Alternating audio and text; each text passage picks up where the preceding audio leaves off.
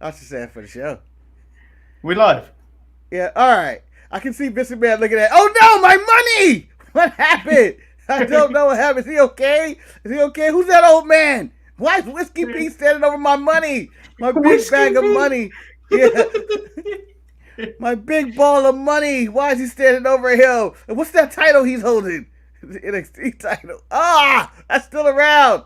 It's costing me money. I thought I killed it. I thought I killed him. They won the war, didn't they? They did the games. He's still alive? Damn it. He should be dead. I'm shocked this is the thumbnail. I'm shocked. Considering things that have happened this week in wrestling, I'm shocked this is the thumbnail. Well, what would you have gone with? Probably Bryan Danielson, Adam Page. It would have been, but you know how I feel about taking screen grabs for thumbnails. Yeah. And the people that AEW normally put out photos didn't put them out this week. Well, nearly enough. There was one, but like, why are you holding the belt up and taking the picture from the side? Like, ridiculous. They're not photogenic over there. They're really not. They don't care about the photos. They care about the wrestling and, stuff. They should care about the photos. For people like us who just want to use their screen grabs. Yeah, and then here's the other shocking one. Random Toxic Attraction is not on there. So, as you know, have you noticed? I took a break from Becky and Luz Morgan. Yeah. I have to take a break temporarily from Toxic Attraction. That's true. We need Alexa Bliss back to save the show. Yeah. Bivens. This is how I feel when Alexa Bliss isn't around. Codes with all your power and all your bite. Oh, with a cruiserweight title, that means nothing. But yeah, or I could have went this route. But I know how you feel about these men. Check it out. I'm not going to respond. Yeah, they need to be stopped. They need to be stopped. This is exactly how I feel when you talk about Tony D'Angelo. Now we're even. No, we don't. Tony D. No, Tony no, D we're out even. there. We're even. We're starting to show off pay. I'm starting to show off with Tony D had a better match than Bryan Danielson and Adam Page this week. He didn't. And I know it's going to give us thumbs down. I'm just saying it. Hot take. You can't stop me. You know you're lying. Deep down, you know your heart is crying. And on that note, we'll be back right after this. I'm Shotzi Blackheart, the ballsy badass, and you are watching the Untitled Manny and Marcus show. Remember to like the video and subscribe.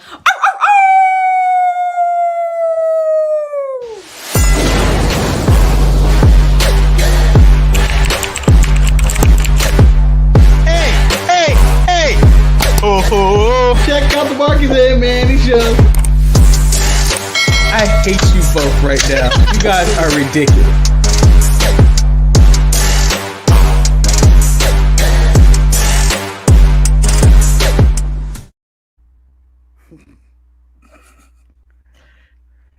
I feel both of us said some hurtful things. Yeah, we may have went too far with the Tony D'Angelo having a better match this week. I feel like we went too far, and I apologize, Marcus. Yeah, I feel like my pettiness just took over right there. That I started to even believe that lie I said.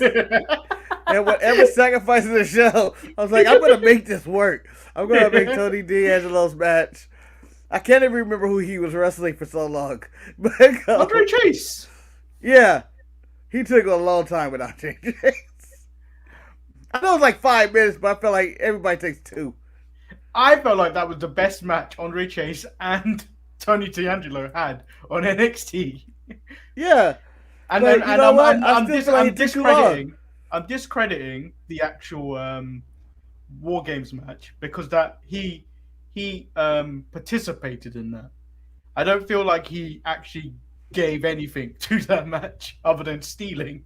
Other than theft, he didn't provide anything to that match. No, I think he set up a table and held some feet. I think he held some feet. Marcus won a title? Yes. I think maybe he's calling me Bivens.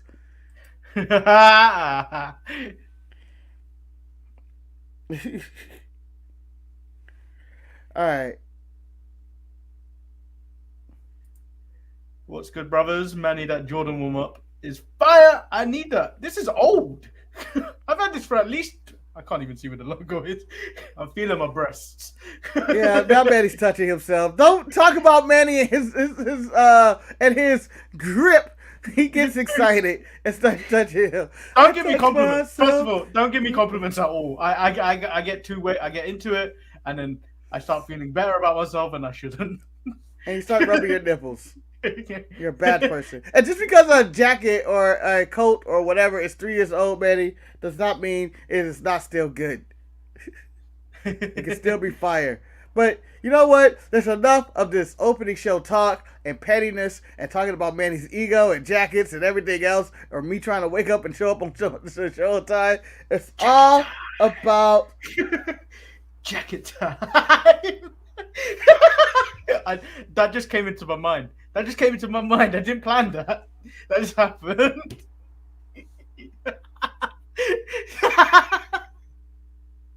Yeah, go on. Say something offensive in your Italian accent. And what else does he do? Demonize women. I am not going to say nothing on air to incriminate myself. Let's jump into the wrestling. Let's talk. There is so much wrestling to talk about. So much wrestling. Okay, let's start with Kevin Owens is not all elite. Manny with the excited slap. Let's go. Kevin Owens, he did it in celebration. Manny almost shot confetti in the air with that one. It had a parade in Canada when he was like, Kevin Owens did not sign. Thank you, Jesus. Hallelujah. They got one. I mean, that was the funniest one because, like, I am currently in that battle against Kerry of posting, spamming in the mid-card mess. I'm sorry, Maurice, in the chat. I am very sorry for what I'm doing, but I need to stand up for what's right.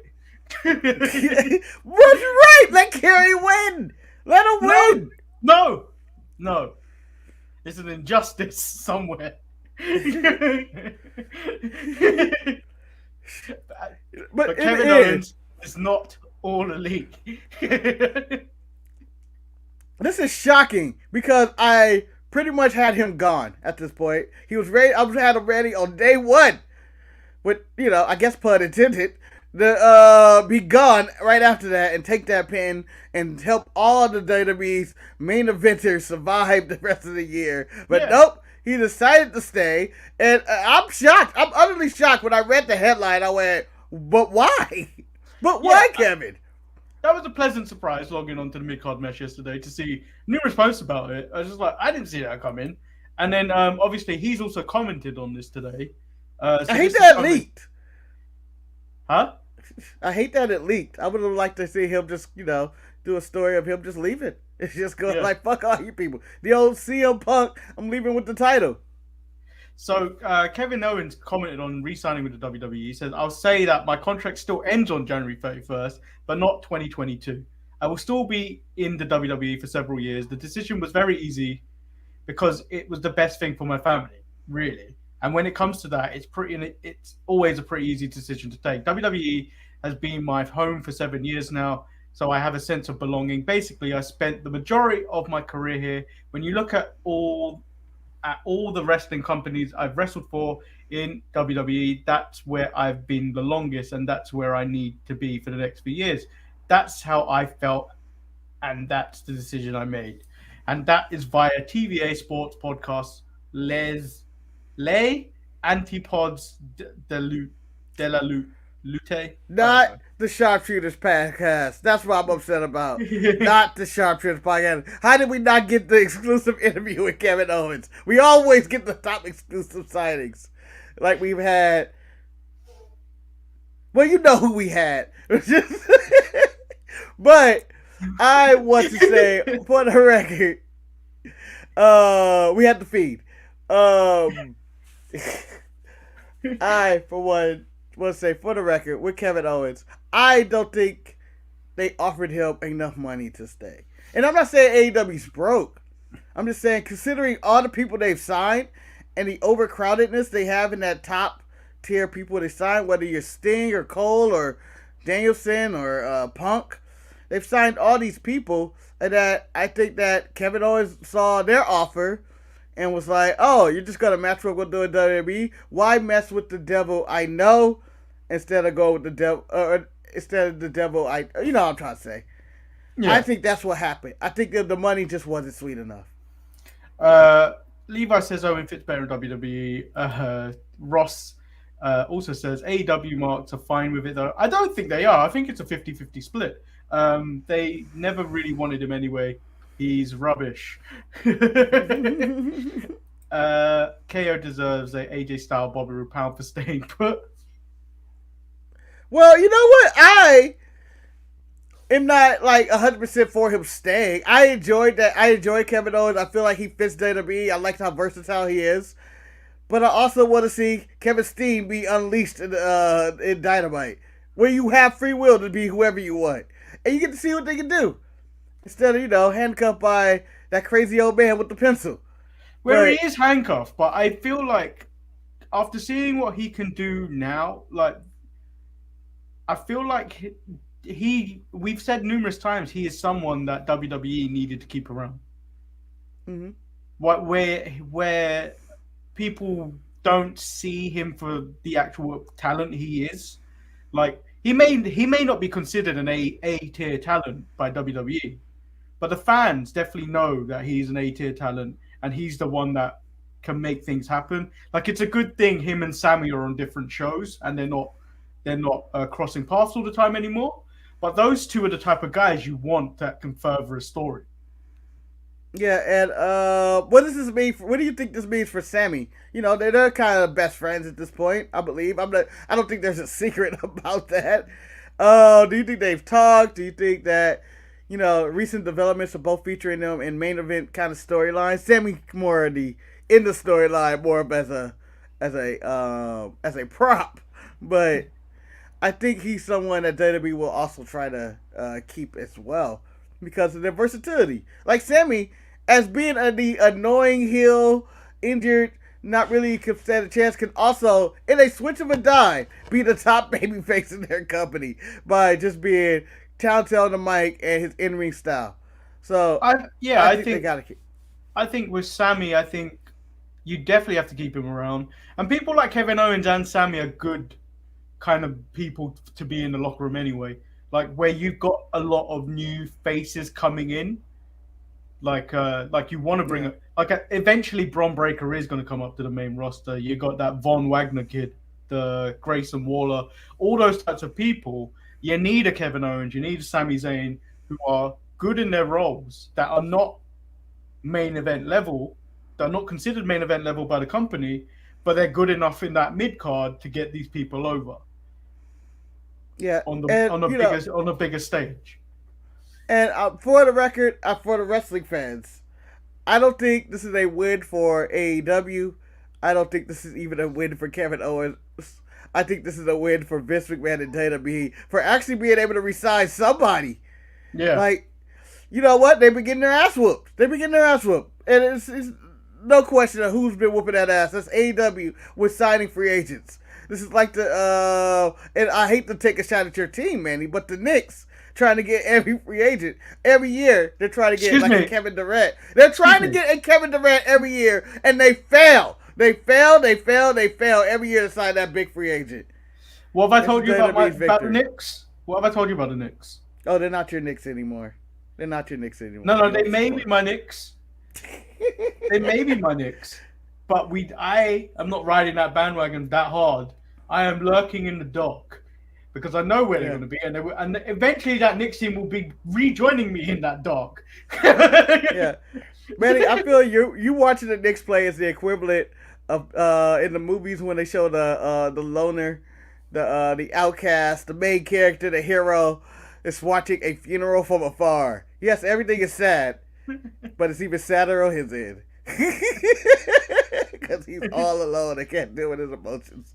And every now and then, someone will look up and they think they see him, but then after when they look back, he's gone. I'm not giving any Spider-Man spoilers or anything. But you already seen it?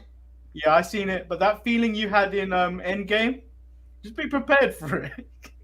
I have no feelings. I have no heart and no soul. I hate Tom Holland's Spider-Man. No, I hate him. I hate him. I hate Tom Holland. I hate him. He's a whiny millennial bitch of a Spider-Man. Everything's handed to him. The other one was just as bad. The Andrew Garfield one.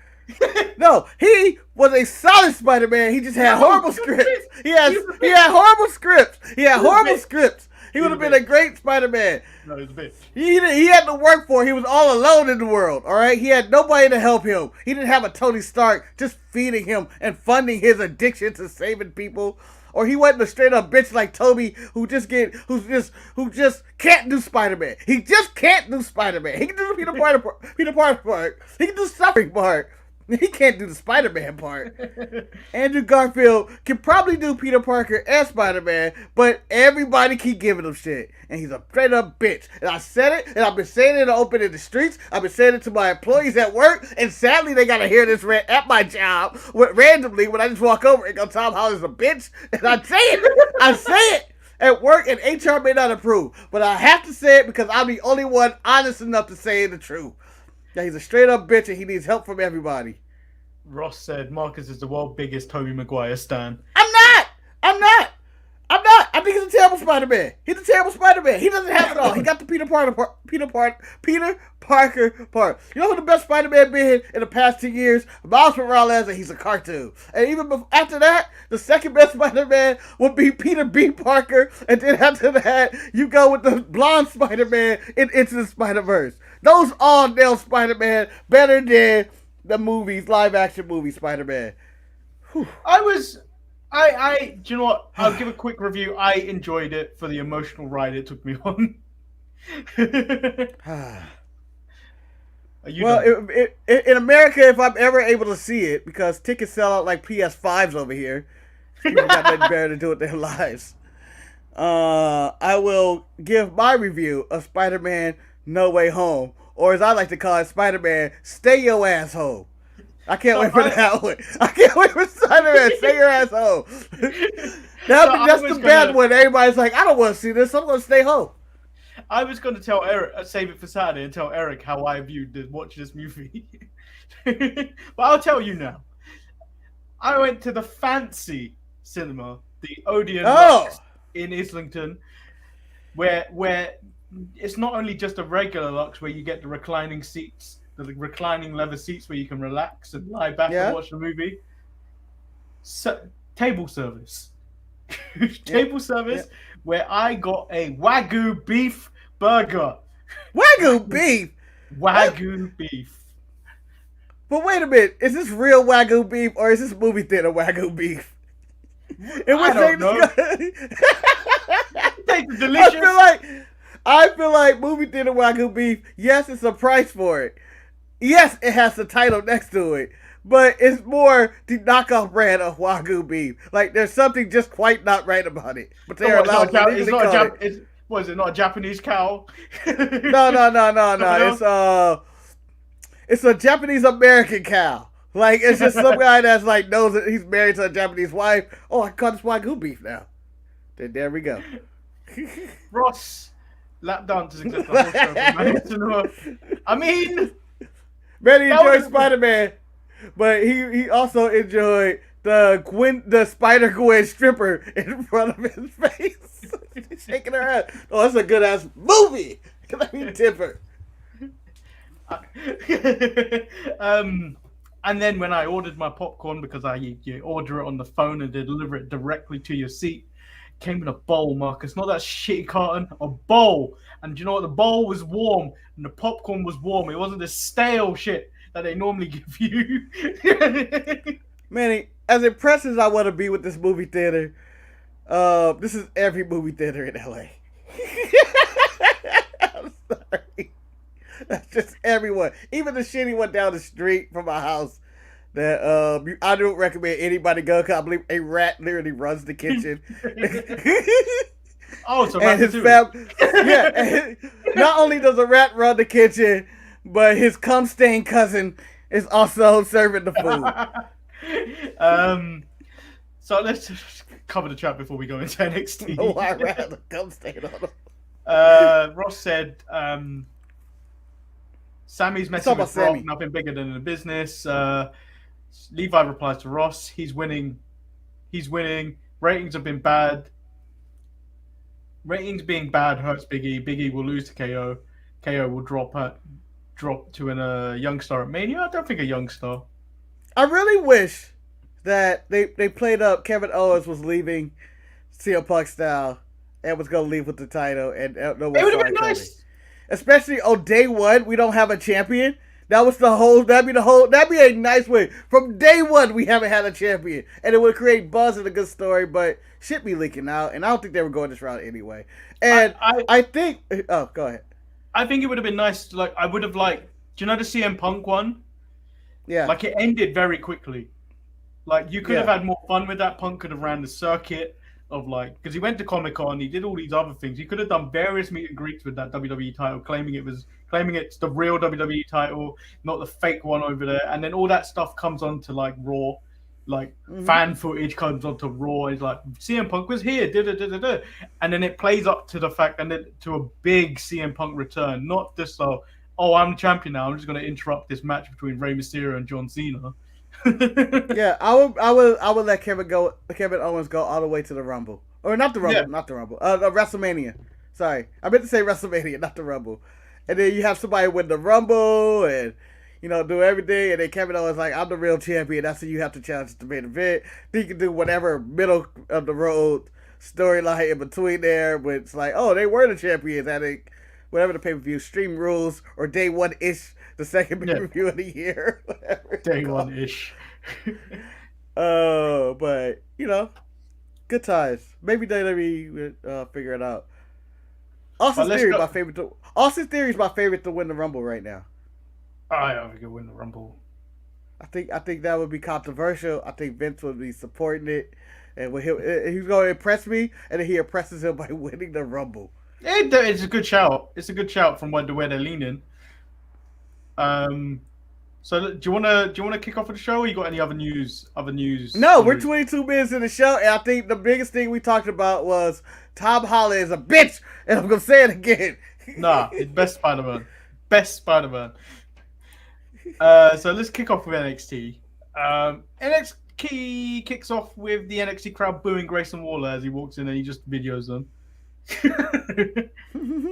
and then Cameron Grimes versus Duke Hudson in a no-hold-barred match. What did you think of the match?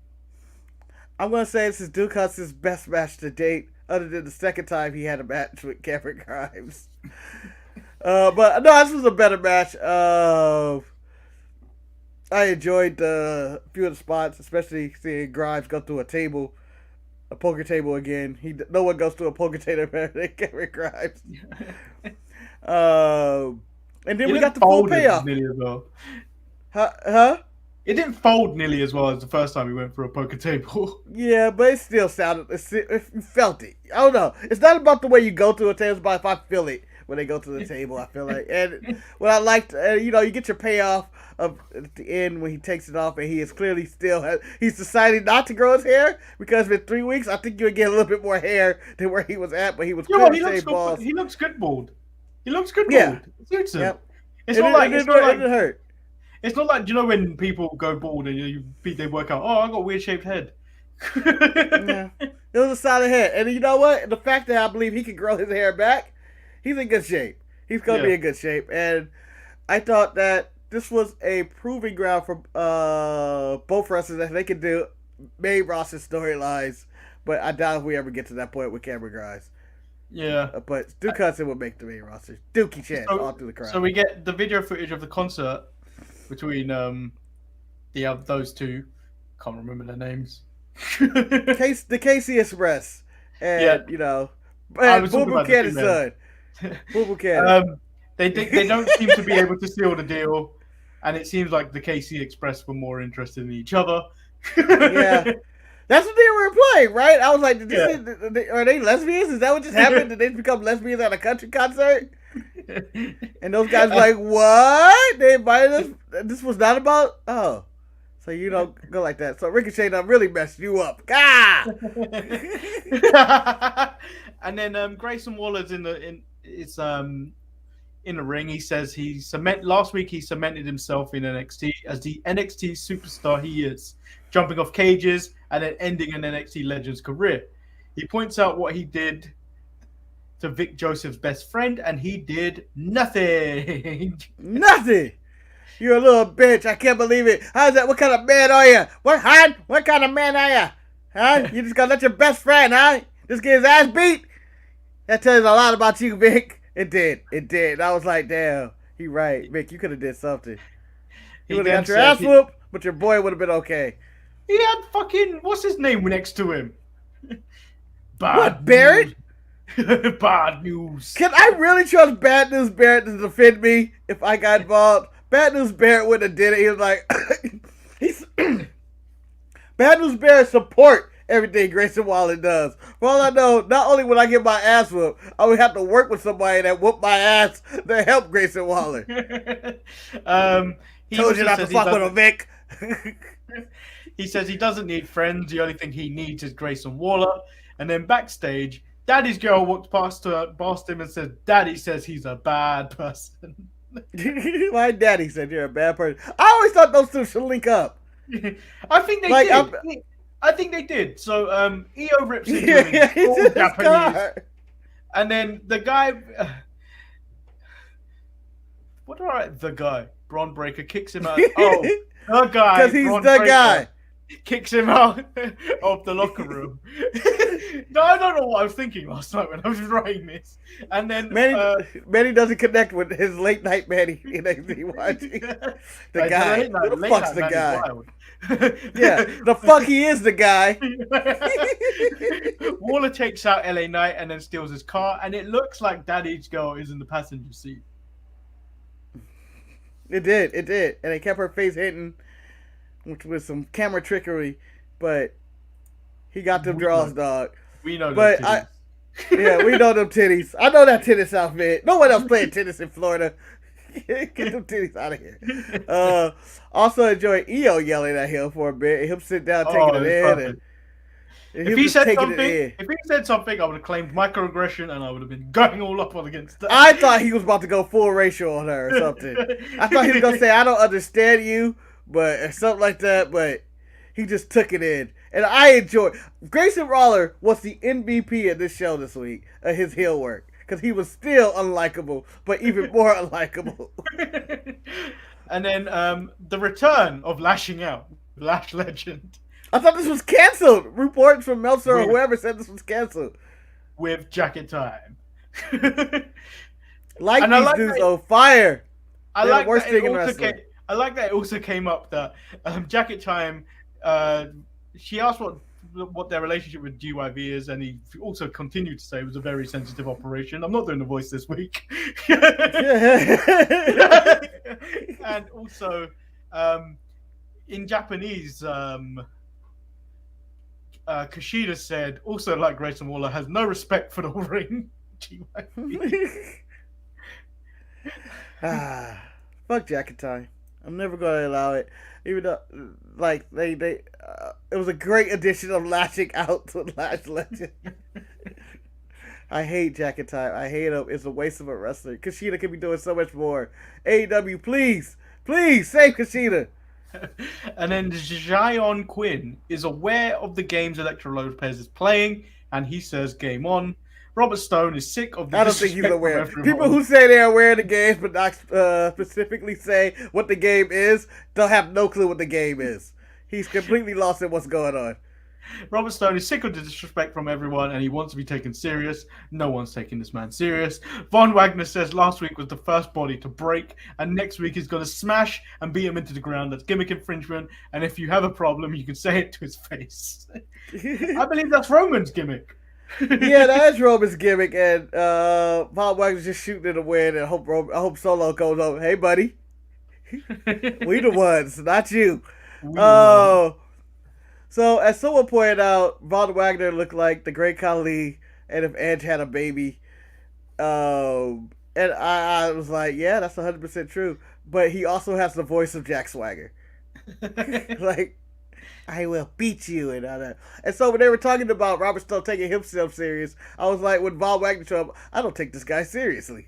I saw the image of someone saying he looked like the Great Khali and Edge had a baby, and I cannot take this man seriously ever again. I just said that! I just said that, Manny! Did you? Yes! The exact same words! I need to replay back the footage. Wait, what? Do you want to play a game? I know what games being played, Manny. All right, I know what games are being played. Can you name all Game the on. items? Can you name all the items in the bag? Let's see. Okay, we got scooters. Let's go scooters right off the bat. How many? John scooters? Cena. Three total scooters. Yep. John Cena spinner belt. Yeah. Which one? The United States title. Okay. Vintage. Dang, what was the first one when he was like, bro? Well, all of them, they went, bro. But, oh, no, I'm blanking out. I'm out. I'm done. I can only remember the I feel like I can do better than that. I feel like I can do better. You're lucky I didn't suggest putting money on this one. There was scissors, glasses, batteries, one earbud, a baseball bat, and a traffic cone. Earbud. The earbud. How did I forget about the earbud? Because I had so many questions. And then I had, I feel like someone lost the earbud. That happens to great people at some point. No weed, though. No weed. Shocking. I'm sure it was smoked already before the segment started. So the next match was Harlan versus Guru Raj. Apparently West Side Gun only came to NXT this week to watch Harlan's debut. Someone was really excited then. All the way from the West Side. Let me take a flight to go see Harlan. Harlan destroys him. Gacy asks him if he feels better. He shakes his head no, and then destroys him some more. And then Harlan decides to throw Brian Kendrick down some stairs. Yep. Because he's the man with the plan.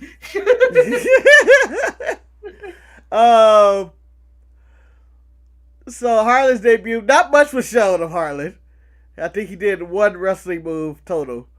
And then he threw Brian Kendrick down the stairs. The jury's still out, but it was solid squash.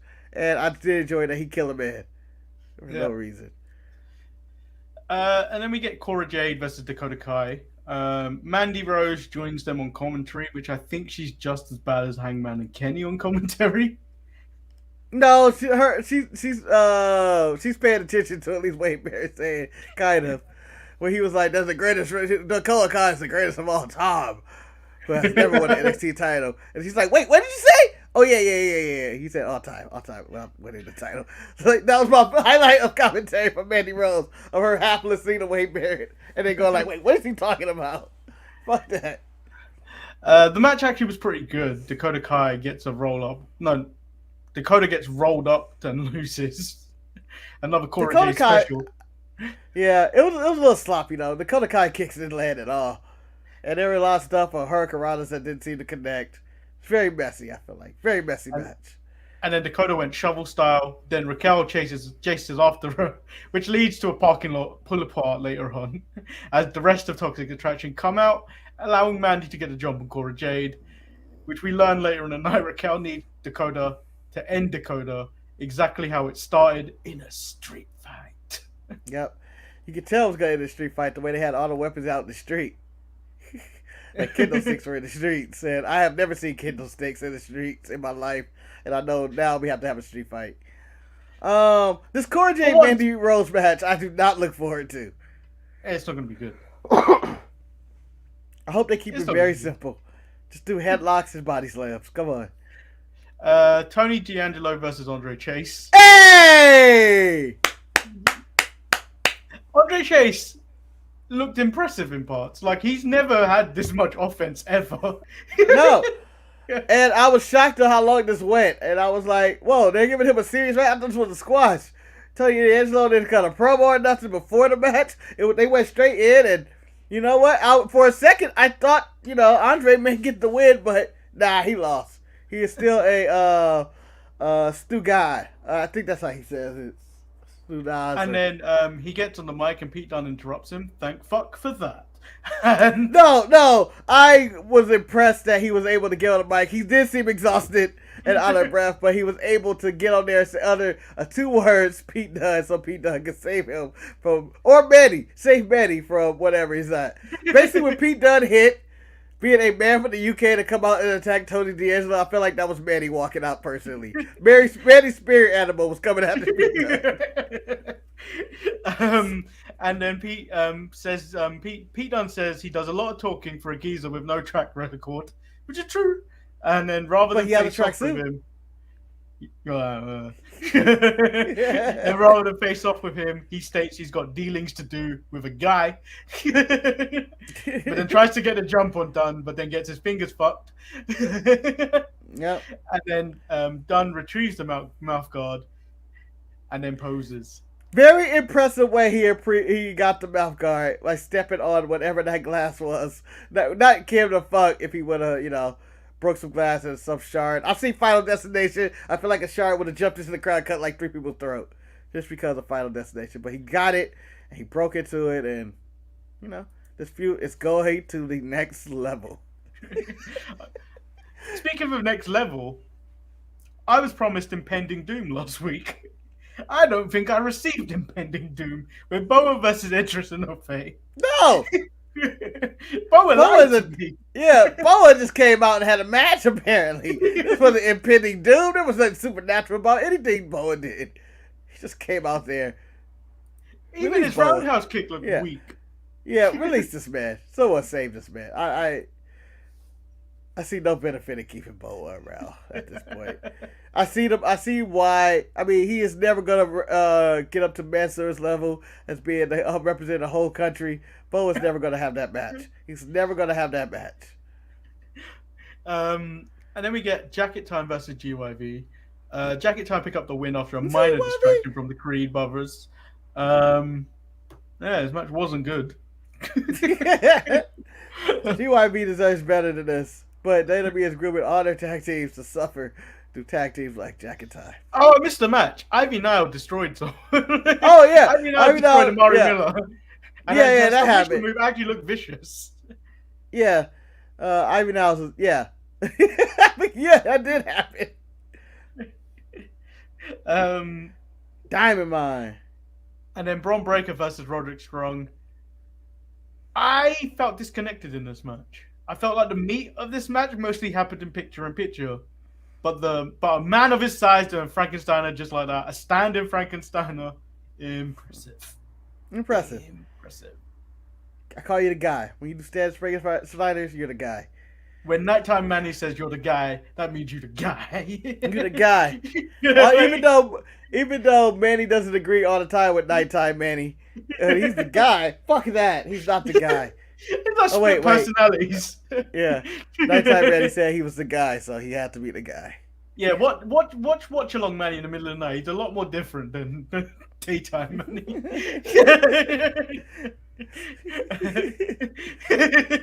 I thought the cruiserweight title was on the line. I thought they were. I remember hearing that. Yeah. Yeah, I thought because they said they waived off the weight limit. I thought the title was on the line. And then Ciampa appears, gives him a DDT on the NXT title, and then over his prone body says that War Games he may have won the battle, but points at the NXT title. This is the war, and welcomes him back to the deep end. And I couldn't hear what else he said at the end because the fucking NXT crowd wouldn't shut the fuck up. while Ciampa was talking. Man. Hashtag bring back the Thunderdome. I want the Thunderdome back. I'm Or tired the of these CWC people. or whatever. I'm tired of these people. They're ruining my viewing experience. I just want to hear what Ciampa had to say to him. Nothing more. Just wanted to hear a little bit.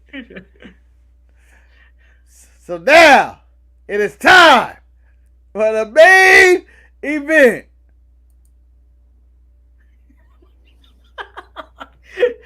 Man. And what a main event it was. Yeah, Dynamite starts off with the main event. Yeah, I ain't talking about MJF versus Dante Martin, because that was trash. But this kicks off Bryan Danielson versus Hangman Page. This match was great. It was given time, although it was something that was very, very visible. They could have had more time. It was very visible to me, something that happened here. What's that? Page isn't on Bryan Danielson's level.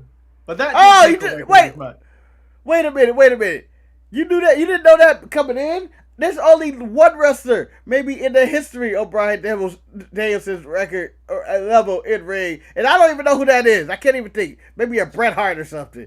But this man is incredible. Like, even starting off, I knew it was going long. The way he was telling the story of doing jumping jacks in the ring, he's like, I could do this all day. He was on his Steve Rogers shit. And he was just like, I'm going to do jumping jacks. I'm running around. I thought this match was good. I won't go the level of great. It was longer than most matches. Told a great story. It told a really good story in the match. But I think the things that hurt the match the most was the picture-in-picture and the random stuff of like, I think the AEW rules hurt this match just a little bit for me. In which, like, there's random no countouts, or there are countouts, and like Hangman Page is healing from bleeding during the entire commercial break. Essentially, taking war breaks. Yeah, like I was like, wait, what's going on with that? Don't do that. Like, there's better ways to do this. I feel like if they would have just went to commercial and not let me see the water breaks or the hanging out the outside, it would have been better, because there was a period during that entire 3 minutes of this match where Bryan Danielson was just flicking up the crowd and taunting the crowd while Hangman Page was out there, I guess, getting a breather of some kind. But I'm not saying that made it a bad match. I'm just saying, just go to commercial sometimes. The crowd would be fine getting that and all that, but seeing it on TV, I was like, why isn't he just staying on him? Or if the ref was going to stop the match over the cut or whatnot. And so that was my only complaint about this match. That was it. Other than that, it was fine. Wrestled fine. I hate moonsaults now. I hate Hangman because I feel like they never land right. Mostly when the person is standing up. If the person's laying down, they try to do a moonsault, it's fine. But if the person's standing up, just move. I hate it. And then I was happy with the match. I think it's right that I don't think it was the best match of the night, because the best match of the night is still to come. But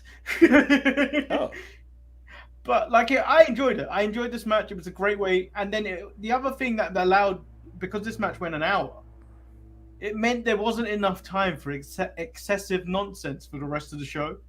It was like Bryan Danielson took the. But back to this match. Did you care that was a draw? Did that upset you? That triggered nighttime Manny? I feel like some people. I watch this during the daytime, so. Oh, okay. Nighttime Manny is triggered. I feel like many may feel like it's a get out of jail card to do the draw, but I feel like something like this, it could add to future matches down the line. But like, it's when do you get that match again? Like we got that stalling point because Kenny and Daniel Bryan also went to a draw, didn't they? Yeah, but that was a 20-30 minute draw, whatever. Yeah, and I don't think the title was on the line either, was it? No. Yeah. I feel like this could go somewhere else, but I don't know if they wish to do stuff like that, because they don't tend to follow up on things like that. Like, they don't have another match or anything. Because, no rematch. No rematch. I honestly think like the person that's gonna take that title off him will be CM Punk because they're expecting that. No. They're No. expecting that part. No, No. be realistic. That's what they're gonna do. Like, No. Anyone but him. I hope it's MJF. Give it to MJF. But what did you feel about the time limit draw? I felt like it's the equivalent of WWE doing one of their roll up and cop out endings or whatever. To me, it's the same thing, but I understood it. I was fine with it. It's just that I hope they don't just do this for every time they want to have a big match on TV, because it seems like that's their go-to move on. All right, we're just gonna go with some type of draw on TV, and I hope they don't go with it all the time. But they do set they're going to have draws, and I like that they do have set the president of the time limit actually matter. That one day it's not going to be a time limit match when you think it is going to be a time limit match or something. Yeah. And the drama's there, someone getting it before the thing. So I thought this was handled better than Kenny's time limit draw, which just seemed to randomly end. And like you heard the countdown throughout, the wrestlers were paying attention. Like they were trying to go for pins right early, and they changed the strategy up. I like that part of it, and yeah, I was fine with it. I don't honestly care. So we're DQ like, draw. obviously we're not gonna we probably won't get around to doing this kind of thing. But where do you rank this match in across the year of 2021? Where would you put this match? Well, considering I have to go back and look at a list of all the matches that have happened this year to see where I rank it, it's pretty high up there. But to me, it's below Kenny and Danielson. I thought that was the better match, and even though it had the worst draw finish, it still was the better match. Kenny's obviously, yeah, it makes sense though because Kenny is the better wrestler though.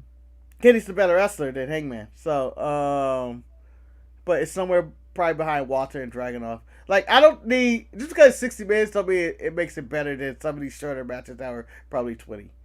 But the thing is, this will differ for many people. Like, some people will agree and stuff like that, but like, obviously, there's feelings that go into this match. It's like, did you feel into this match? So like, for me and you, the Walter Dragunov thing, because we're into NXT UK occasionally. Yeah. But that meant more because like, we watched the first one, we enjoyed the first one, and then the second one delivered. Yeah. And then some. Because it was a massive payoff that Walter had this title for so long. Who's going to dethrone Walter? And then when it finally happened, it was incredible. It was like the man almost died to win this title. Yeah. I had to die to win a title, and it was just too much.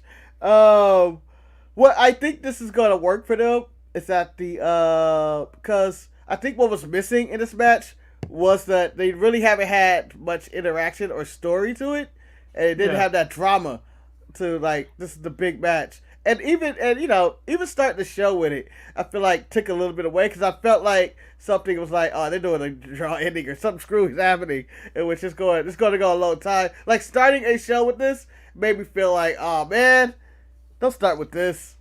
Don't start with this. Let me go to the end. Wait to the end, because now I have to go with all the other bullshit. But I feel like this could be the building blocks to this story, and they have something to talk about now. Yeah, but like, again, I don't think AEW tend to do stories like that. Like, I don't think they go, okay, rematch, here we go.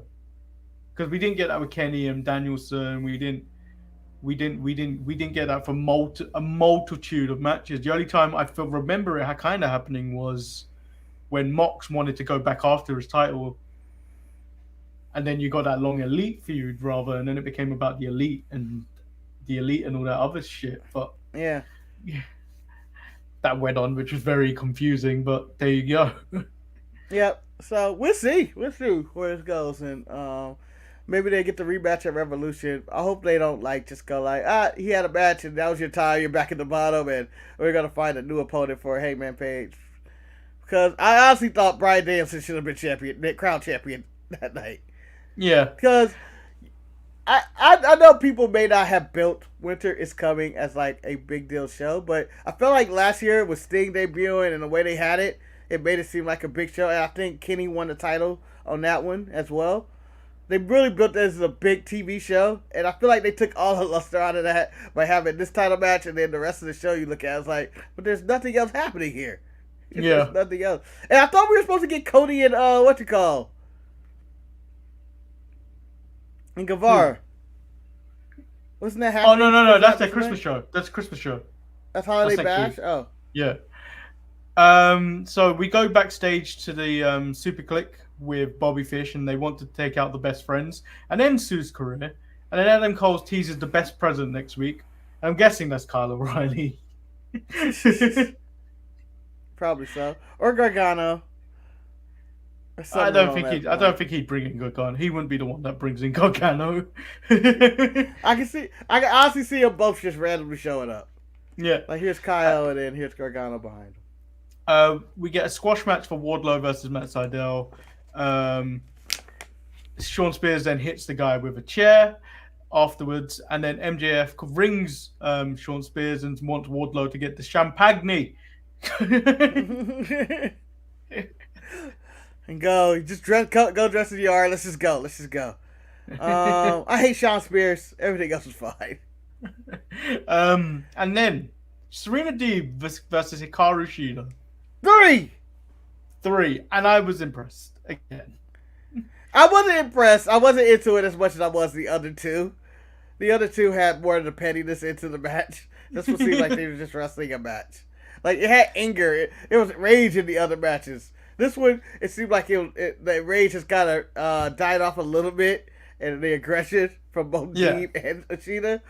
It was more of a technical match, but it was still a good match. I'm not taking anything away. It was still a good match. It just wasn't the pettiness that I saw in the last one. It felt like very that much 50th like a Bret Hart win. finish. What match? Yeah. It felt like a Bret Hart finish, where it's the corner bump and then a roll up. Yeah. Still solid match. Just the violence I wanted in this one, because it seems like this is the only blood feud in AEW where only one woman can survive. I mean, they're still coming. They like, both you think this is survived, over? Do you think this is over? This could be it, but Manny, it could be the end. But as a wise man once told me, run that shit back one more again later on. Later on. What do we have to on the show today? I'm not sure what we're gonna do. Sheeta and Deeb. Why? So we get run it back. So we get Jungle Man and Brian Pillman Jr. arguing about what happened to Julia last week, and then her being taken by Malachi Black. What a piece of shit Brian Pillman Jr. is. What a piece of shit. If my friend, female friend / girlfriend, I don't know what their relationship is actually internally, but if some dude spit in her face, blinded her, and you don't want to get revenge because you're like, that's what he wants you to do, he playing games? Fuck those games. I still want to kill him. He's doing what you want him to do, Griff Garrison. Fight him. Yeah? I want to fight him. He won. Fine. We fight, and he's going to lose this fucking game because I'm going to beat his fucking ass. He had the right approach, and I don't understand Pillman's approach of, oh no, you're falling into his trap. What trap? What trap? The man's crazy. And then we've got who cut the promo? Eddie Kingston cut a promo leading into a 10-man tag, which there is also another 8-man tag next week. Yeah, it just getting ridiculous. It was ridiculous. I feel like Holiday Bash should have been called Holiday Tag Bash, because everybody's in some form of a 8-man, 20-man, 9-man, 7-man, over the top the rope, 50-man tag match of some kind that I don't even know what the tag matches are. They threw so many tag matches at me. The only one I know, I can't remember who's in there. I know the Elite are fighting somebody, but I think it's a different one than Eddie Kingston, and it's just too much tag. And I don't know when. I don't know which one's Holiday Bash, and I don't know which one's Rampage. There's just way too many tag matches coming up. Or not even just tag team matches, but just 6-man and 8-man tag team matches that they advertise. Even CM Punk and Darby Allin and Sting are like, we're going to do our tag. You take your people. I got mine right here. We're going to do a 6-man tag. And I'm going like, when is this one happening? At the Bash, at Rampage? It doesn't. It's just too much. It's too many tag matches. And then I hate this match. It's so stupid. Before we go into your main event, who do you think Malachi Black is crowning or christening or making it? You thought that was Julia? I have it being even because she wasn't with them. They keep saying she's vanished, so I'm guessing that's her. I don't feel like that was her. I feel like she'd be somebody else in the group. That's either their new signing of Brody King or Pac, who could be the king of the cruiserweights. Because he's like, now you can be the king you always wanted to be. And it's like, it's either Brody King or it's Pac, the king of the cruiserweights. And possibly. I'm just going, for the record, maybe people are excited about this House of Black shit. I'm not as much. You know why? It leads to more goddamn tag matches. 6-man, 8-man tag matches. I don't need all these tag matches. Just give me 2 men in the ring. And I'm talking to you too, WWE. Instead of a fatal 4-way, just give me 2 men bumping me. That's all I need. I don't need 4. I don't need 6. I don't need 12. I don't need 18. Or whatever number we at. So we have MJF versus Dante Martin. MJF cuts a promo at the beginning where he said, having an undefeated streak in a string of underwhelming matches against an underwhelming opponent made you a championship material. I thought that just made you a new Ryback. Oh! Damn! And we know how you don't hit nobody about Ryback. Yeah, you just don't hit nobody with that. Like that one, you know, it's CM Punk and the Ryback and the injuries and he blamed him, called him an idiot and all that. And you have that history, but then you also have just the nonsense that is known as the Ryback.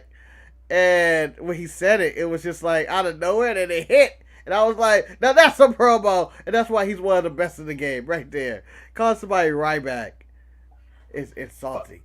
I hate this thing. It's like the FPW title, this diamond ring. It's like, what's the point of having it?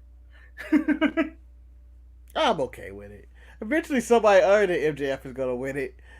And, I'm okay. So what was your main complaint about the match? Was it the ring? Or is it...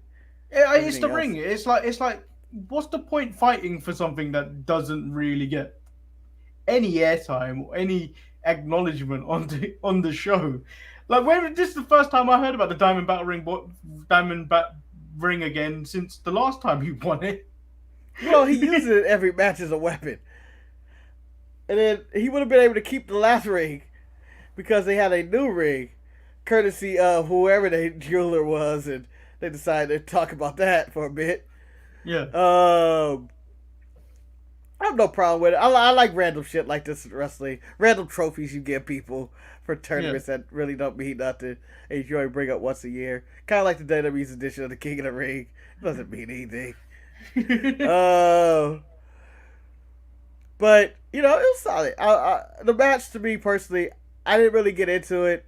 I'm not a fan of just all your attacks are just jump attacks. You gotta eventually do a wrestling move or try to win a match. I thought his shooting star press to the outside, as athletically impressive as it was, he hit none of it. He just literally face planted and overjumped MJF. And, you know, the end with Sting and him running out, I was not really impressed with that. I feel like the show peaked at the draw. That was pretty much it. Yeah, and then I don't know the whole point of the Winter is Coming because it didn't feel like anything happened. Like no, it was. There was no big thing unless it was supposed to be Sting and Darby attacking FTR at the end of the night, and then CM Punk coming to even the odds with Sting's back. I don't know if that was meant to be to set up another tag match.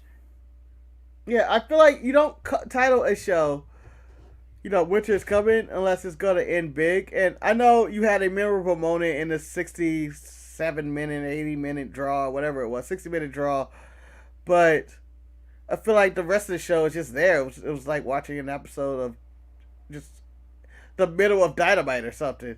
And it didn't feel special. They didn't have any debuts. And I was like, you know, you were expecting like something. If you try to show Winter is coming, and the last show you did, brought you Sting, and Kenny won the title, and I think MJF retained the ring again or some shit. It had all this build to it, and then this one was kind of this episode. There's diminishing returns to shows that you call theme shows, like the Holiday Bash. Why should I tune in to see all those tag matches? Yeah, so next week is what? All tag matches? I'm glad we're taking a week off. Yeah, all tag matches all the time. But I bet you know, Kyle's gonna show up, or Gargano or something, and you know, maybe, you know, they had something planned and it didn't work out. Like, it just didn't work out. I just don't think many people watch holiday shows anyway. So this is why they're throwing all the tag matches together. I don't think anyone will really watch it. I watch all the shows next week. All the views will be down. No one's going to be watching anything. Wednesday before the holiday, though. Wednesdays before the holiday. I feel like you can get away with a good. I don't know, viewership.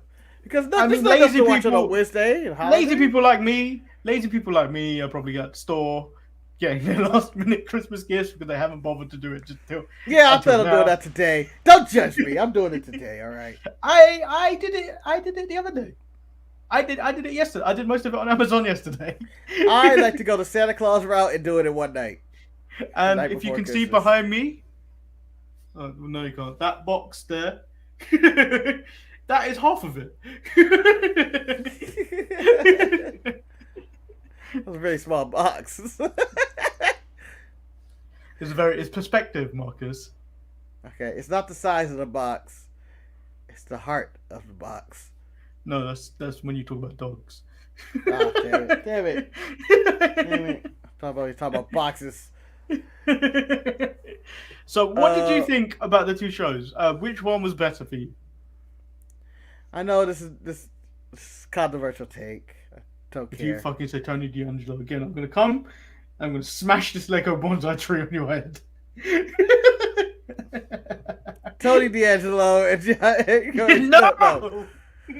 All right, now you have to buy a plane ticket and then find me. Find me, Manny. You're gonna pass that bonsai tree. You're gonna invest so much time into this. It's gonna cost you everything. The pettiness is real. No, but I am going to say NXT was the better overall show. It may be the controversial say. I thought they established Waller. I thought that. Thank you, Jennifer Summers, for her take. What? It's in the comments. That's the second time that's happened, you know. Yeah, I know. It's like we're building to something. But I'm gonna say overall it was a better show. It just had more balance, and like I'm intrigued about some of the characters on the show more than the rest of what happened on Dynamite. Like Dynamite was solid. Like I enjoyed Sheeta and them, and Bryan Danielson and Page had their match. It was fantastic. But you know, the end was whatever, and just the tag matches. I didn't really get into anything else. Overall show, NXT got them beat. I like that they're establishing Grayson Waller and stuff, and trying to figure shit out. But that's more the case now at the moment anyway for NXT is to establish their young stars, their up and coming stars, rather than at the moment, because I don't think they're having massive takeovers anymore. Like War Games is one thing, but I don't think there's nothing really leading to anything. So like it's going to be much like AEW where they have like those special shows on. We're not getting Takeover Dallas WrestleMania weekend. That's all I'm saying. If we are, we're getting drunk again. Not me. Well, allegedly, rumor has it that we'll be at that WrestleMania, so I shouldn't be drunk recording on a phone. I should just be drunk in the streets of Dallas, Texas, where people have guns. Oh.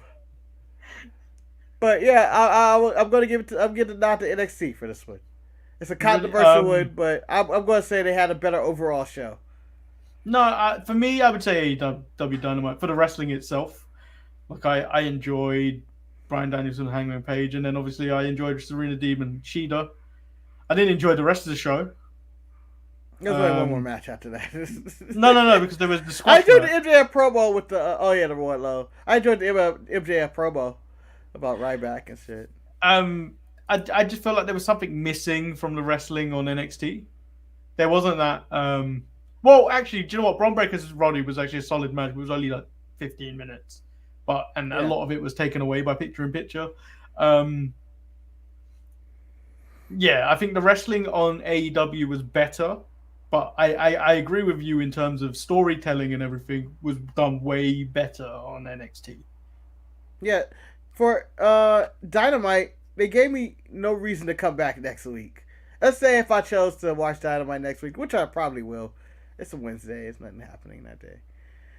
I have no reason to be like, oh shit, I'm gonna miss that Dynamite for a bunch of tag matches or something. I think I could miss it. Like, I honestly, especially as we're not doing a show next week because we're taking 2 weeks off. I think we're return. I don't actually have a return date for us. I'm gonna say I'm gonna be doing a watch along of day one. Damn it, Manny! On Saturday the 1st. You know you want to. Yeah, but I don't know how I'm gonna be feeling. Fuck your feelings. Yeah, it's a new day. It's a new dawn. 2020. I don't know. Like, hey, are you gonna be a good one? I'm still like most people say, I'm still in 2020. Okay, I'm still trying to process that shit. And then I would say the 4th of January, but we'll have to discuss that. Yeah. Who knows? Because Depending on how the wrestling goes. If wrestling has a bunch of news, I may come back. Like, I'm back. But if nothing's happening, man, let's go another week. Let's just. I don't want to have to stay up for a while. I just want to sleep through this Raw. But we do have some other bits and pieces in the pipeline because me and Ross will be doing Raw is Retro and occasionally joined by Marcus if he's free. So me and Ross behind the scenes will be recording the pilot tomorrow, where we review Raw from December. I think the Christmas Raw from December 1997. Oh man, I was 32 at that point. That's probably funny. Billy Gunn was probably 32 at that point. No, Billy Gunn was 32 in like 93, something like that. Oh, that man has. I don't know. He's got better with age. The only thing he's losing is his hair. But even then, I take that. I lost my hair at 23. Same. 24. Same. Yeah, Technically, I didn't lose it. I made the choice that it's gone. and I am not nearly in shape as Billy Gunn. Not nearly. I just look like I'm in shape because I'm wearing black, but I'm not in shape. Also, it's all a lie. This is all a lie, people. Also, Levi brought up earlier about the control your narrative factor in Ring of Honor. They had their final battle this week. That was the final call for Ring of Honor right there. Did you watch it? I didn't watch it. I didn't watch it. I had to work and stuff. It was a Saturday night, and Braun Strowman, the Titan, Adam Shearer, I think that's how you actually say it. Yeah, Adam Shearer has joined him, and I believe someone else joined him as well. I think Karrion Kross may be joining as well. So they're going over to Impact, aren't they? Yeah, they either go to Impact or they could show up in AEW. Who knows? So, but I think it's a pretty good group for me. Pretty good. Interesting you say about Karrion Kross is because Killer Kross. There's a new name. You were no longer called Karrion anymore. Come on. There was news reports saying that they said that him and Scarlett are never going back to Impact. Oh. Yeah, they must have did them dirty. But they could be just throwing spanners into Rush. Never listen to wrestlers. They never tell you the truth. Even R-Truth doesn't tell you the truth. No. They either one are bitter about something, or two, they're working you. It's very interesting. I watched his out of character interview with Ryan Satin. I didn't watch the whole interview. I watched clips, but there was a specific clip about R-Truth talking about his relationship with Vince McMahon, where he actually says him and Vince are friends. Vince like goes out of his way to help him and stuff like that.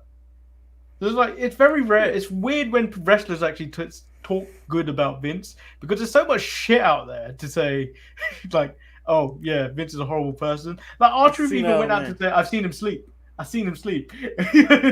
Well, I believe it's like a lot of people in their, you know, in a lot of companies or perspectives or, you know, lifestyles. Manny, there's someone out there, and I don't know who it is, that's gonna think you're a piece of shit. And I'm sure that person's gonna go out there and tell everybody, oh, don't fuck with Manny, he's a piece of shit. And I'm sure the same thing's about me. Don't fuck with Marcus, he's a piece of shit. And then you have other people who go that's the person you called Zordon last week. Yeah. And then there's other people who are out there who may go, you know, Manny's one of the best ones I know. He's a good one. He's a real one. He'll help you out. And I think that's the same thing with Vince. He's just a normal human being that everybody has their own perception of you, depending on how your relationship went. The thing is, relationships work two ways, though, isn't it? Like, if he doesn't like you, have you done anything? You got to think about what you've done. Yeah, it's all about your perception of it. Yeah. What you've done, and then what are you trying to do to like fix that relationship? If you don't want a relationship with the person, fine. Yeah. Don't act all salty about it. You chose for it to leave it, keep it that way. It's not like he's hiding from you. Sometimes he is. Damn it! Damn it! I'm hiding. I'm hungry. Damn it! I'm hungry. Damn it! With ketchup. Oh, Can't respect a man with ketchup steak. What are you, 5? Even if you're 5, I'm slapping you with steak. No, you eat this raw now. Okay, what type of steak do you get? How'd you get your steak? I'm a bloody as hell rare guy. Oh, I'm medium rare.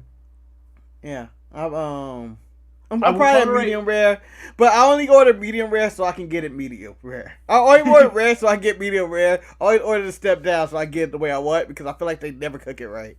No matter where you go, someone's gonna fuck it up and give you the wrong type of steak.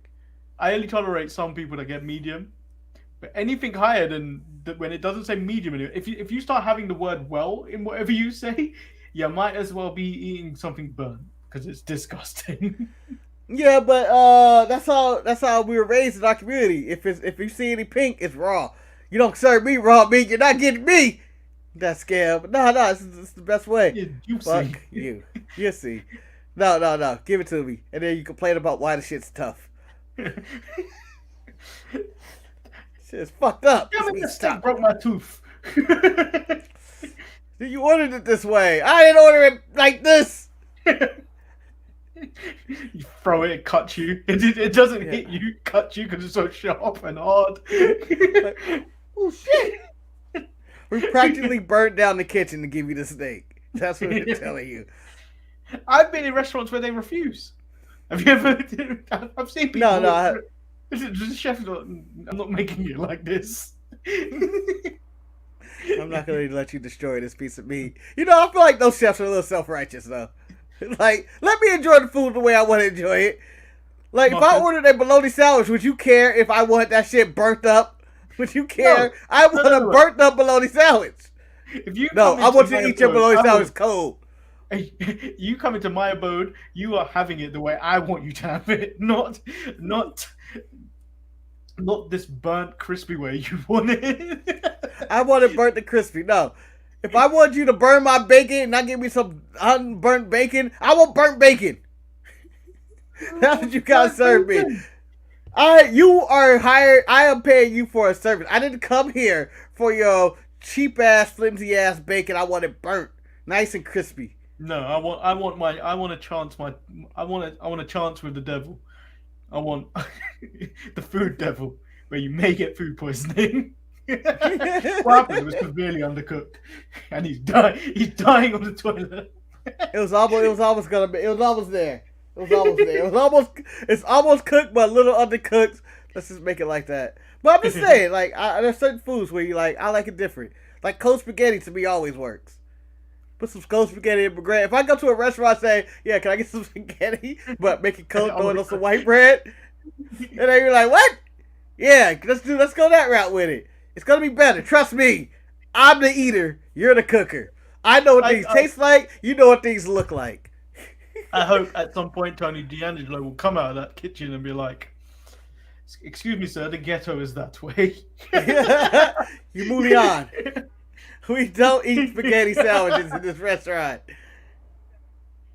Don't look down at me. You know at midnight you're not gonna warm up your spaghetti. You're not gonna warm it up. You're just gonna scoop it into some bread. Is that what time you go to the restaurant? I want some spaghetti. I'm coming out at midnight. We gotta know it's cold. Yeah, I wish there was a place where I could just go get me a cold spaghetti sandwich and just walk in and be like, yo, y'all got some of those cold spaghetti sandwiches? You be a meatball sub? No! I need spaghetti! Wait. Cold. Are you actually getting proper spaghetti, or are you getting that tin can spaghetti that's got sauce in it already? Well, no, it would be like homemade spaghetti where instead of a meatball, you got ground beef or turkey or something in there. And you have that in bread? Yeah, I throw that on my bread. Yeah. What? Yeah, you throw that on my bread. It's just amazing. It's amazing. It's a great. Do you know what I also learned? Do you know what I also learned? Because when I spend time in New York with my family, the bread don't taste the same. The bread tastes different in England. The bread tastes different. What kind of bread you got? What kind of bread you got? You know when you get a normal loaf, like not that fancy bread like San Francisco sourdough or that other fancy bullshit people eat. I'm talking about like your equivalent of Wonder Bread. Yeah, it tastes like bread. Different. No, there's a lot of things I noticed when coming over from England. Wait, you gonna judge our bread? No. So a lot of things just taste different, and I think it's the water. Nah, you know what? I'm calling Cody Rhodes. There's one thing that you can do. You can talk about our women, but goddamn it, don't you talk about American bread. Marcus, all I want to do is break bread with you. You are my brother. But you come to no, you're gonna talk about and you taste that British poor people's bread, and then you'll be like, yeah, man, you're right. This is good bread. But hold on. If let's say you said it's the equivalent, maybe it was just the brand you had. Maybe it was just a shitty bread of bread. There's a lot of things that just taste different, and even I think my aunt said it. So she just couldn't stop eating these carrots that we had. It's like it just tastes more fresh. I don't understand. I was like, what are you doing? Like, do you not buy fresh? Well, American, you don't know what's fresh or not. Everything's pumped up in steroids and shit. And it's like I don't know what I mean. That's probably what it was because bread don't have steroids. It's just dough. No, it's not. There's definitely something different with the ingredients. There's something wrong with your bread, buddy. Next show. Oh, we're not doing a show next week. We should probably do Tuesday. You didn't say next week. You said next show. Next show. Are we having a bread off? Bread off. I don't eat carbs. Yes, you do. Marcus, people look at us and think we're made of carbs. Body by carbs. Carb. Oh yeah, you on the no carb diet? Carb diet? I'm on a carb diet. If it don't have bread in it, it's either a tortilla and some form of other bread. It's a pita. It's always bread. You watch. If that person that made the logo for us was still around, which he isn't, I changed the show name to the Untitled Carb Brothers Show. Yeah, but here's what I don't understand. All right, in this bread off, Manny, as I'm going through the rules, how are we going to determine who has the better bread? I'm going to eat my bread, and even if my bread is shit, I'm going to support my bread. No, we're going to go through ingredients, Marcus. We're going to go through the ingredients. So I'm going to buy some bread. I'm going to be honest. I honestly don't own any bread in my house. It's weird. This is why we're talking about the next show. So if our next show is the 4th of January, Tuesday the 4th of January, which I am off that day, so I will go out and buy a fresh loaf of bread. Sliced bread. Oh my God. The greatest invention, sliced bread. And now we're going to have a bread up. I'm glad that day one, we start off with, maybe on day one, if I do the watch along with you, we can do the bread off there. And just talk about bread. You know there's going to be a match we don't care about. Like Liv Morgan and Becky Lynch again. I care. I just know she's going to lose. But a bread off, yeah, all right. But I'm sure our ingredients are because we can't do a bread off on the Royal Rumble. No, because I care. We care about the Royal Rumble, so we can't do a bread off on the Royal Rumble. So bread off it is. In fact, when is the Rumble? What day is that? I gotta request that shit off. Yeah, I'm gonna ask for it off, but I think it's a Saturday. Although I don't, honestly, Manny, I don't know when the next show could be. I have the alleged schedule change on January 15th. That's right around the corner. I didn't even think about that. Have they even said that? Talked about that recently? They brought it up once or twice. But we're a month out. We'll see where this goes. The plot has thickened. Who knows? There's other stuff too. Oh, damn. All right. We'll find out. Hold on. We're talking about all this off air. NXT is the greatest show of all time. Peace. In the show. I'm just joking. Blow it up. We'll be back. We're back on Saturday with Eric for the final show. We needed Eric for the discussion about bread. Yeah, that's what we're talking about day one. That's what we're talking about day one watch along, and it'll be a bread off. Yeah. A Saturday, we could talk to Eric about bread, who I don't even know if he eats bread anymore. Because Marcus will do a softness test. Abrasiveness. I'm gonna drop my toast, and my toast always land butter up. And somewhere someone's gonna go, you know what? That Sharpshooters channel, they changed the way I think about bread. Mm-hmm. Now look at him cut the crust off of it, bastards. Bread is don't cut the crust off of bread. Eat all your bread. There's loaves of bread in England where they actually sell it without the crust. That's ridiculous. Yeah, it's so pointless. It's like you can cut this yourself. No, don't cut it. Eat. Just eat it. No. It's like you can cut this off yourself and it costs less. Why are you paying £1 more for it to be cut off? They're getting less bread too. We've just spoke about 10 minutes about bread.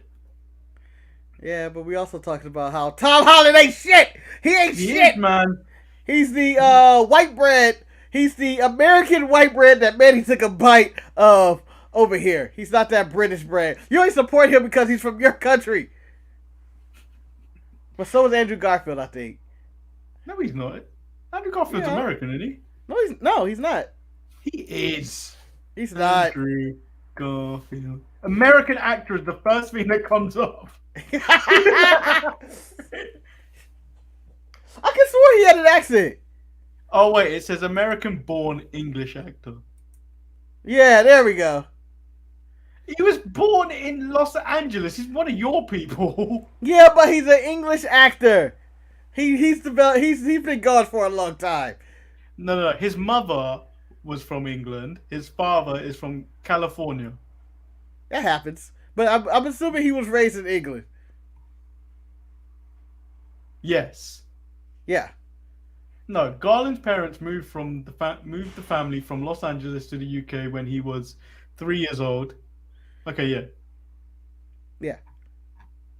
Doesn't count. He's still born in America. No, he's an English accent. He's English. He's faking an accent. Like he fakes his New York accent. He fakes his New York accent. No, he does that New York accent. But if you see him on the outside of the camera interview, it's very British, and you go like, oh, I didn't see that coming. You know what's even weirder? So you've watched Ted Lasso, right? Yes. You know the guy that talks like this with a very deep voice and everything because he's a hard really man. gruff. I'm a hard man and I have no emotions. I never cry. Go watch one of his interviews. He speaks very soft. Does he? He's a completely different person. He's one. I thought you were gonna say he's American, Marcus. What? No. He's very soft spoken, and I'm just like, if I was to talk like this for a very long time, it hurt my throat. So he's doing the Batman voice the entire time. Yeah, he's acting like a bat.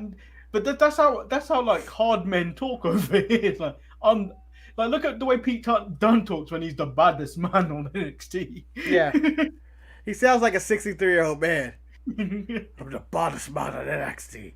Wade Barrett sounds exactly the same. Yeah, very baritone is very like a baritone. If I was in England, that's how I would want my voice to sound.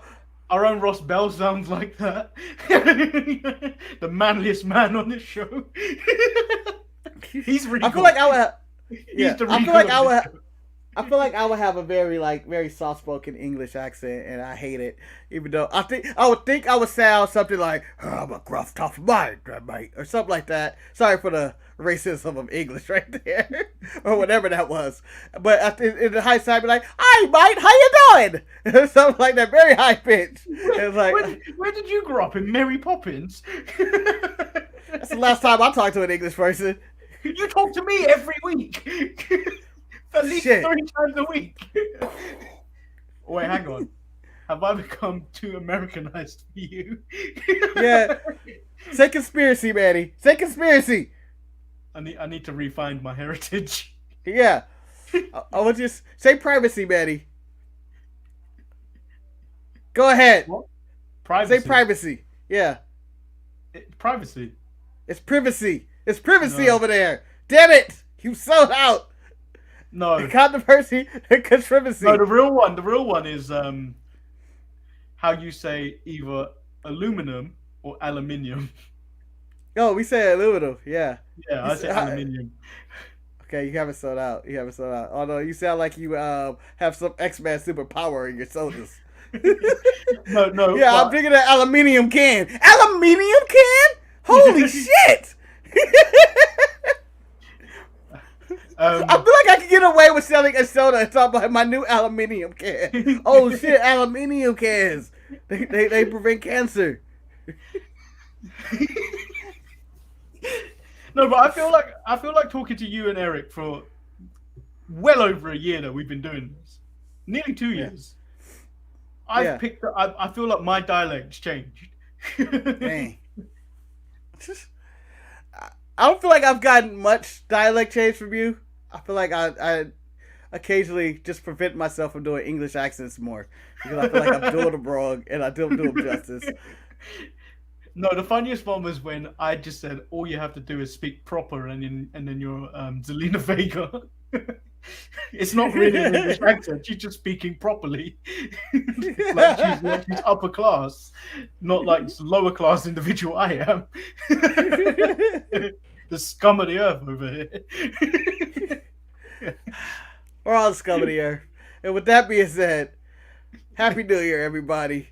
Merry Christmas, Happy New Year. We'll see you Saturday where we'll say it again. Yeah, I forgot about that. Yeah! I may have bread on my desk just to have bread off. But we have to have photos in the chat to prove what type of bread we're bringing. Because you can't bring the wrong bread. Wait, I'm going to bring bread! Nah. I would be honest, Manny. I'm not going to go looking hard for bread. I'm going to go to my liquor store, which is half a step across the street. And I'm going to buy bread from them. I'm going to get it from James. We're FaceTiming when it happens. When it happens, we're FaceTiming. What, when we're buying the bread? Yes. I'm like, hey, James, ignore me. I'm just showing some guy in England what type of bread I'm buying in this liquor store. Yeah. This is what's happening, Marcus. I'm sure he's going to shake his head and go like, man, that dude really... I know this is a bad neighborhood and all, but this is probably the most crazy thing I've ever seen in this neighborhood. I've seen a man play with his shit next to the milk. This is the lowest for him. This is the straw that breaks the camel's back. This is him closing the liquor store and leaving. Yeah. I can see him lighting a fire and going like, I'm just going to collect the insurance and take my losses.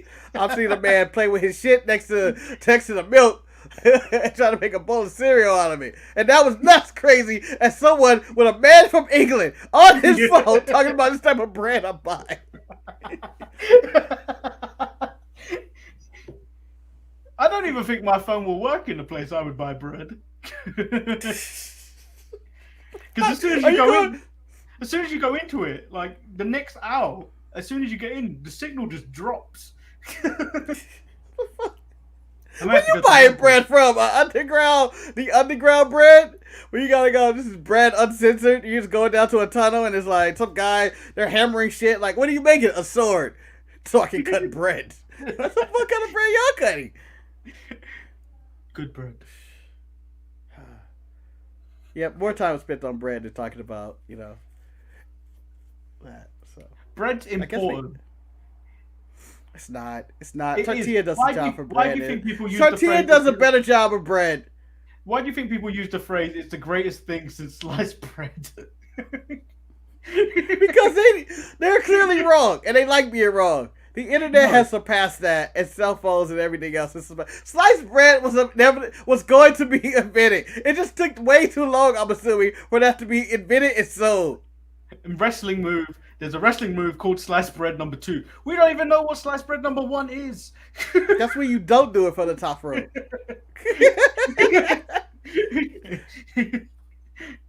The only reason I know that move is because of the old wrestling N64 wrestling games where you create a wrestler and they be like, which one you want to do? Sliced bread or sliced bread one number 2?